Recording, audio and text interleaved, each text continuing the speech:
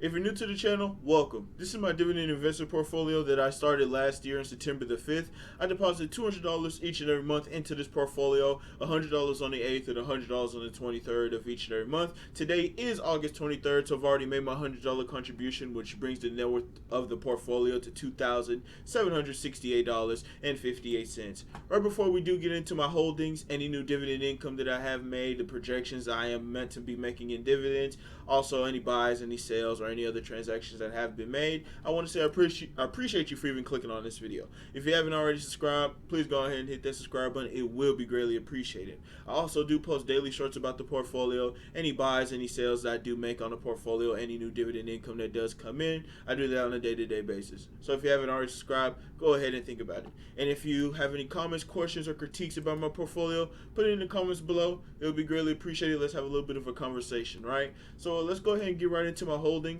I hold a total of 15 different positions, technically 14. The reason I say that is there's 3 ETFs that I hold, and 2 of the 3 ETFs contradict each other, which is going to be VOO and SPY. Why do I have it? That's just how it started. As a rookie investor, didn't really realize the difference the thing that I was doing, which these 2 ETFs really have no difference at all. Only difference between the two is the expense ratios between the ETFs, right? So which one would I be buying for, or which one would I be selling for the other? Haven't really made a decision just yet. Might as just go with the one with the lower expense ratio because they're both pretty much perform the exact same. Other than that, let's get right into it. So these are the rest of my positions. In this first column here, you can see the amount of shares I hold for each and every one. You can also see my average share price for each and every one of my holdings, and then my cost basis, which just means how much I have invested into each and every one. Go ahead and pause the video. Like I always say, comments, questions, or critiques, put them in the comments below. Let's have a conversation. And even if you got any recommendations that I should add to the portfolio, I'll take those in as well. Let's have a little bit of a conversation, of course, right? So let's go ahead and talk about my dividend income. So total dividend income that has been totally paid out that I have received this year is a total of $20.76. Not a lot. We're almost into the fourth quarter.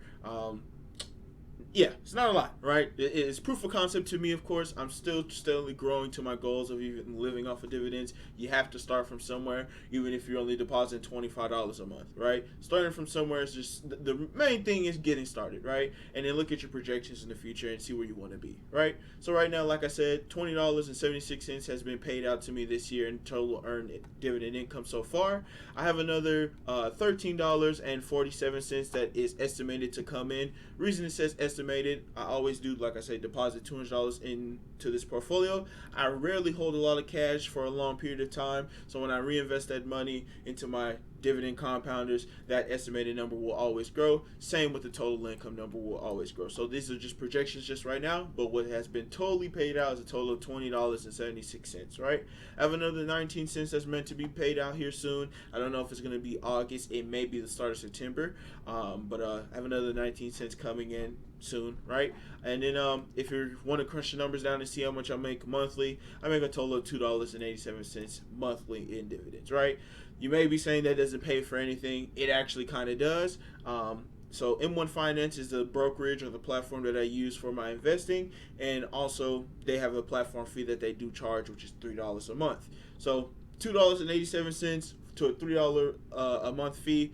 Technically, I'm almost paying something off with dividends, right? So sooner or later, probably in the next month or so, that will turn into $3, and sooner or later I'll be making $3 a month. Dividends will be paying something off. That's another $3 that doesn't have to come out of my investment pocket.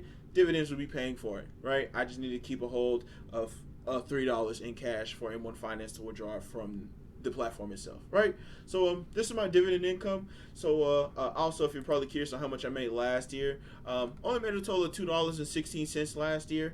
That's, like I said, I started last year on September the 5th, and yeah, so my biggest dividend income month was December last year, of course, which is a total of what, $1.69, right? So December last year was my best dividend income month. So far, that's how much I've earned in dividends.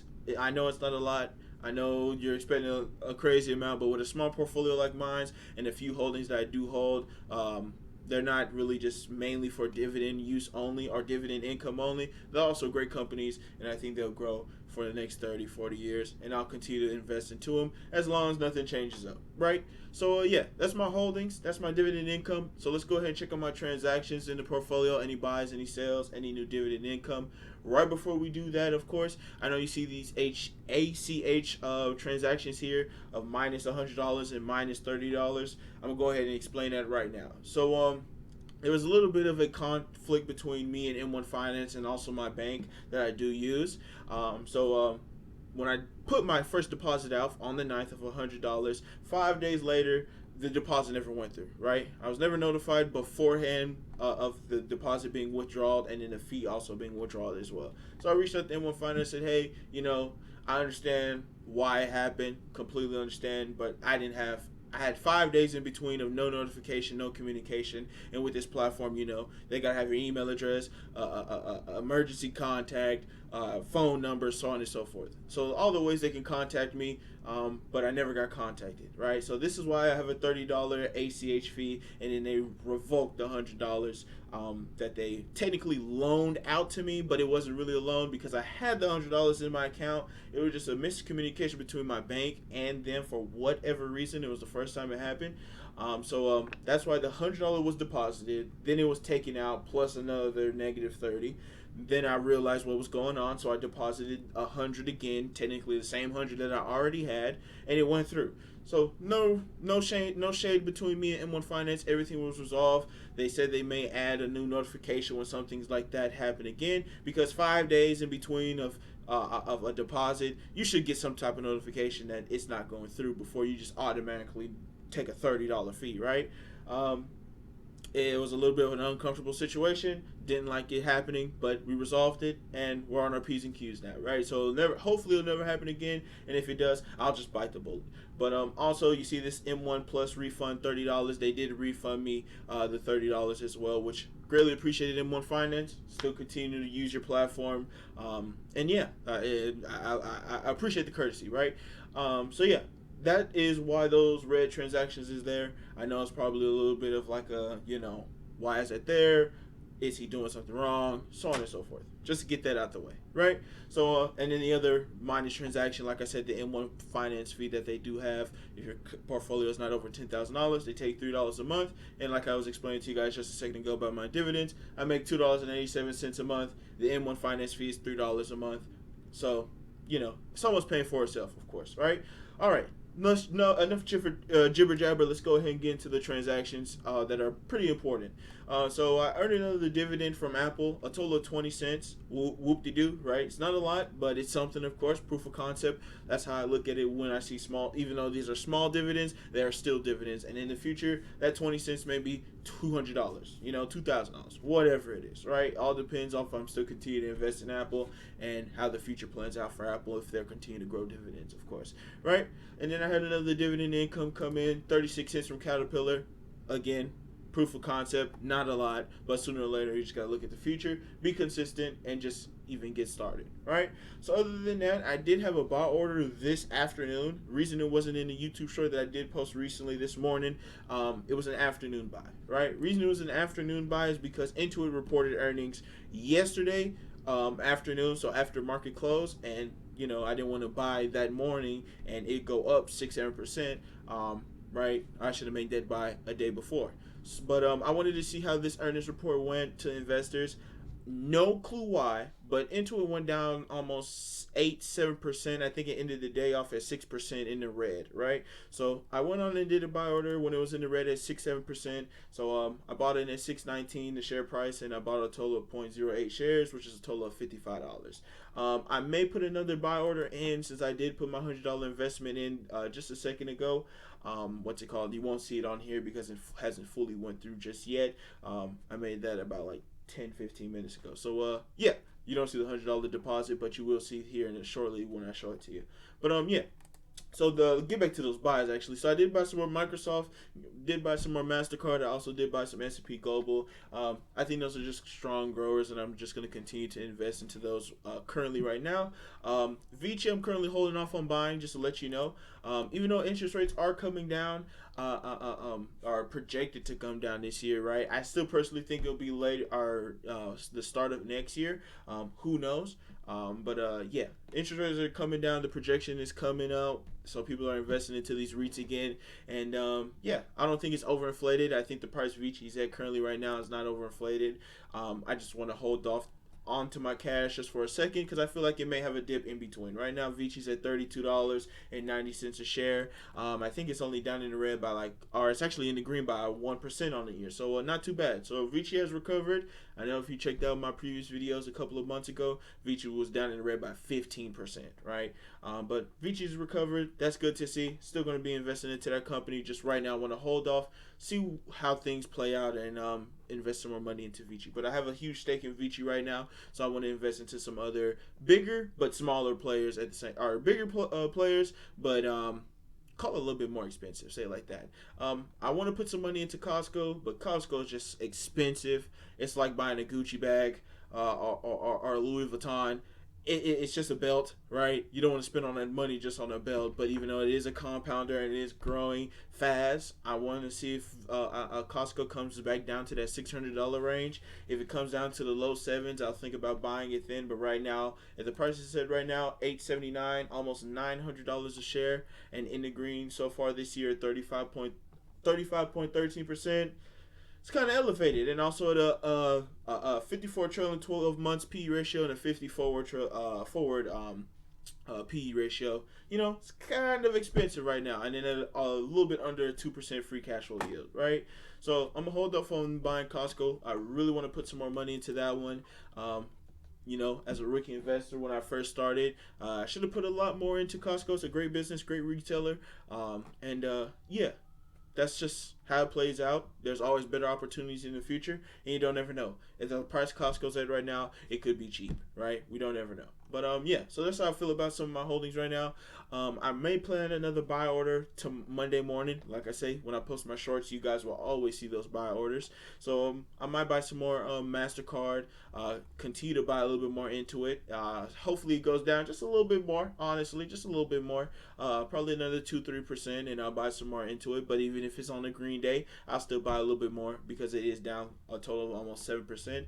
But for the rest of my holdings, I'm just going to hold off on buying those. Right now, I just want to grow my stake in those few companies that I did list. Of course, I'm going to be putting some more money into SPY and VOO and ACHD, those three ETFs that I do currently hold.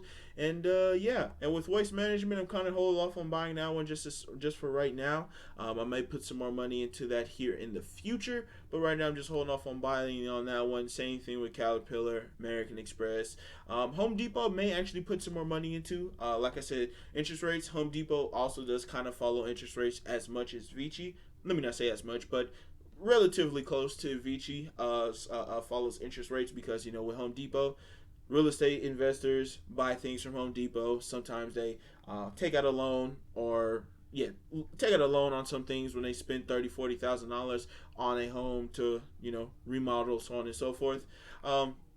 That debt that they give other people is still debt on them because it's not fully paid off. So interest rates, you know, do fluctuate with Home Depot, of course. So I'm just gonna hold off on that one just for now. Well, no, let me not say hold off. I'm gonna be buying that one, but I want to see how this rest of this year go, since like I said, personally, I don't know if interest rates will go down. I'm feeling the start of next year, the first quarter of next year, but some people are projecting later on at the end of this year, right?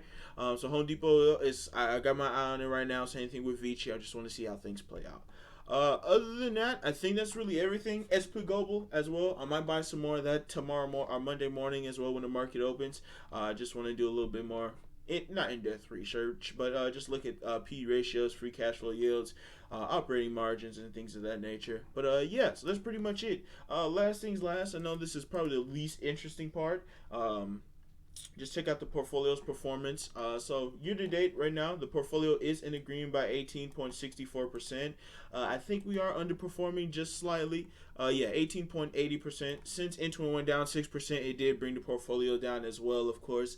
Not any excuse, just the truth, right? But we were outperforming. If you check out my shorts, we were outperforming on a consistent basis by a very small margin, of course. Not of course, but very small margin. Hopefully we'll grow past that little margin and exceed 3, 4, 5% at the end of this year, right? That's the goal. That's the plan. Hopefully, that's how things play out, right? So in the last month for the SP 500 is currently in the green about 1.42%. If we go ahead and check out in the last month time frame for my portfolio, we're currently in the green by 2.45% for this month, right? And then if we go back again, check out the daily chart. So today was a green day for the portfolio, for the SP 500, which brings it up 1.15%. And for my portfolio, I'm pretty sure it was a red day, or close to it. Okay, we were in the green by 0.23%. Like I said, with Intuit going down 6-7%, it kind of did bring the portfolio down just slightly, right? Not an excuse. That's just the truth, and that's how I see it as an investor. And I'm confident 100% that Intuit will recover. That's why I did put technically half of last month's investment, which was $100. I put $55 into Intuit, right? I may put another 40, maybe even another 50 into Intuit, which will be making my largest holding. I think it already is, actually, honestly. Yeah, I'm confident Intuit recovering. So it is my largest holding cost basis wise, $249 versus my ETFs at $224, right? Yeah, that's pretty much it for this video. If you made it all the way to the end, I appreciate you. I hope this video was educational. You enjoyed it. You're enjoying being a part of my journey, and I'm glad you're here to be a part of it with me. If you haven't already started investing, take a look at it. If you don't want to invest in individual stocks like I am, you may feel like it's a little too risky, or you don't have the time to research everything as much time as I do. Follow some ETFs, right? Like, I got 3 ETFs in my portfolio, which is going to be VO, SPY, and SCHD. Not telling you what to do, but just get started in the SP 500 at least, right? Have some sort of money compounding for you, working for you, instead of being in a high yield savings account making 5-6%, right? You see how my portfolio is performing this year. Not too bad at all, of course, right? 18% year to date. Yeah, I mean, it's just growing, right? And imagine if you're depositing more than me, right? Like I said, $200 a month. You may be able to do 1,000. 18% of 1,000 is $180, right? If I did the math correctly. That's more than what my portfolio is doing right now, currently, market gains wise. I don't plan on selling this portfolio at all. I really want to live off the dividends in the future. And yeah. So that's going to bring it to the end of the video. It's a little bit of a longer one. I actually kind of wanted to make this more compact and short. Clearly it wasn't. And yeah. So again, I appreciate the support. If you like this raw content where I just, no edits, no cuts, off the top of the dome, I appreciate you even being here. All right. I'll see you next month, September the 9th. And yeah, see you in the shorts as well. Comments, questions, or critiques, put them down below. Let's have a little bit of a conversation. And if you enjoyed the video, let me know. Help me out by hitting the like button, hitting the subscribe button for the YouTube algorithm. And yeah, I'll see you guys in the next video. Appreciate you again. Don't understand how much the support is. And I appreciate you guys for the 198 subscribers, right? Grew a lot faster than I thought I would. And yeah, see you guys on the 9th of September. And now I'm making a full year, actually, of investing. So see you on my investment anniversary, and see you guys in the next video. Peace out.